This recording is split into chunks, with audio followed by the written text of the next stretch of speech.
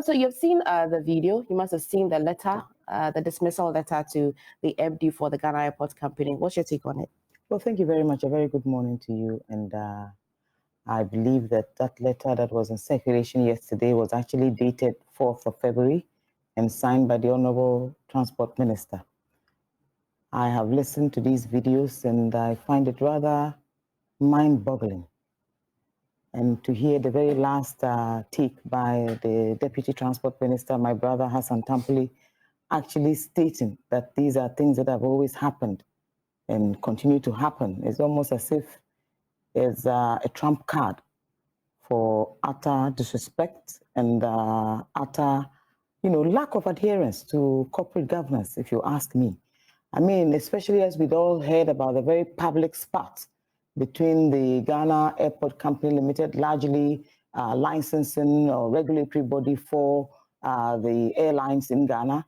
I think that it had gone on for quite some time. And of course, there is enormous impunity, a certain disrespect, and even a certain, it appears there's even infighting now amongst all these so-called powerhouses within the Jubilee House. And I have no doubt that at the apex of all of this confusion is President Akufo-Addo himself, because indeed, there's no way that that minister can possibly sign such a letter and the president would probably not be aware of it.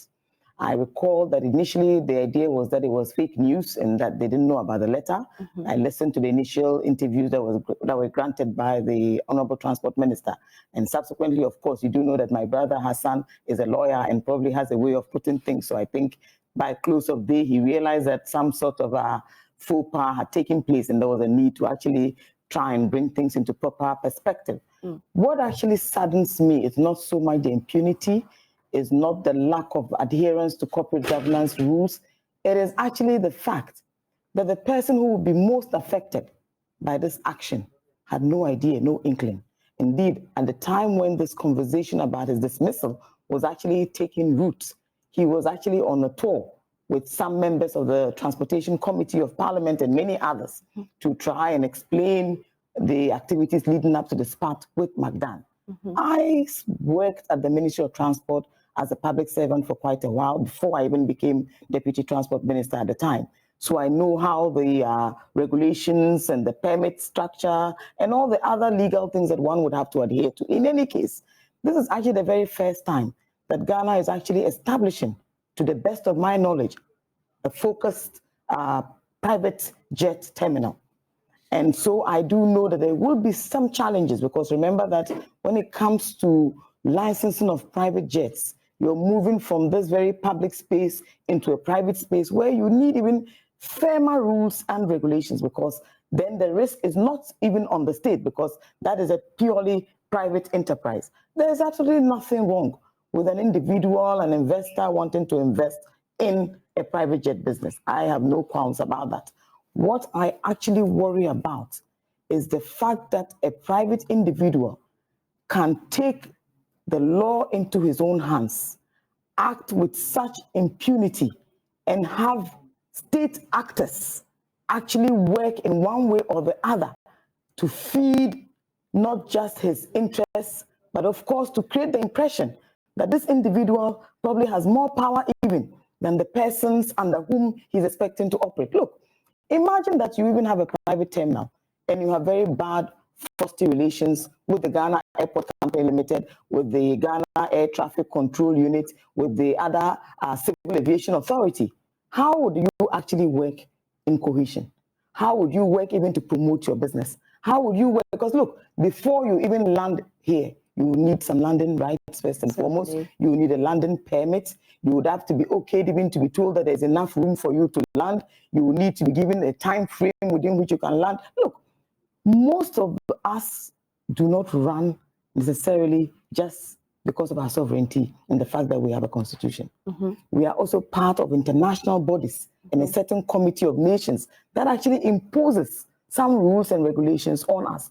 When the Ghana Airport Company was winning all those awards for its safety record, for its regulatory measures, and for the upgrade and enhancement of that facility, we were all celebrating as Ghanaians, even though they did not give credit to where it was due. We were all very, very proud of the fact that Ghana had actually achieved such a feat. indeed, the idea that President Mahama and his administration had at the time was to create an aviation hub, allowing for many other aircrafts to use Ghana as a main hub.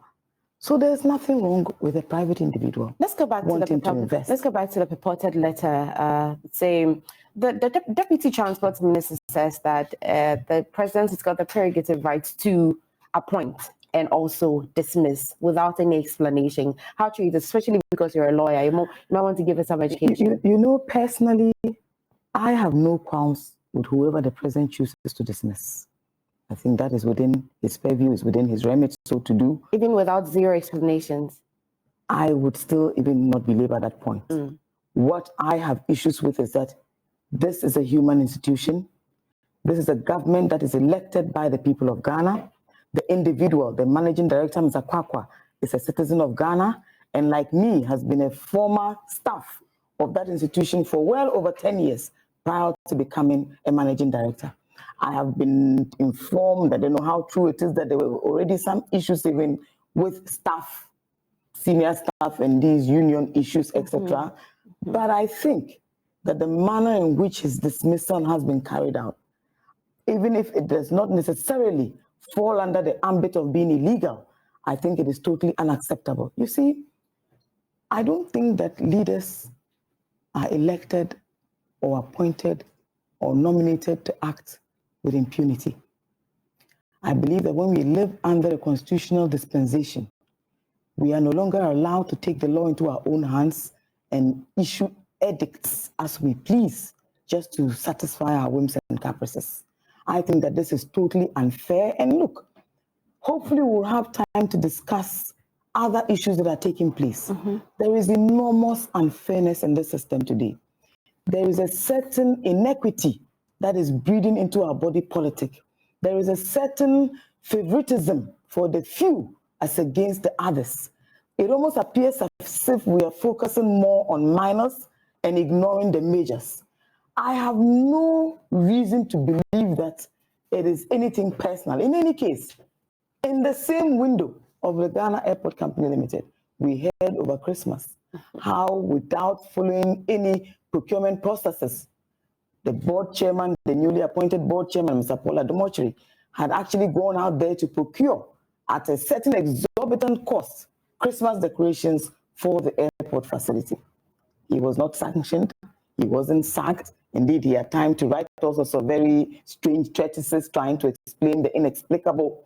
So why would we then wake up one morning after all these parts? Look, even after the Ghana Airports Company came out to indicate that the private investor had not been duly given the permit to operate, he had a huge launch program to outdoor the service. And we had government operatives there to support this endeavor. I think that we live in very, very dangerous times. I think that we are taking some very serious risks. I'm sure you are no stranger to the issues that are currently taking place in and around Africa, or West Africa in particular. All of these are, attempts to overthrow legitimate governments, and those that have been successful as against those that have not been successful. They all preach to a certain breakdown in our social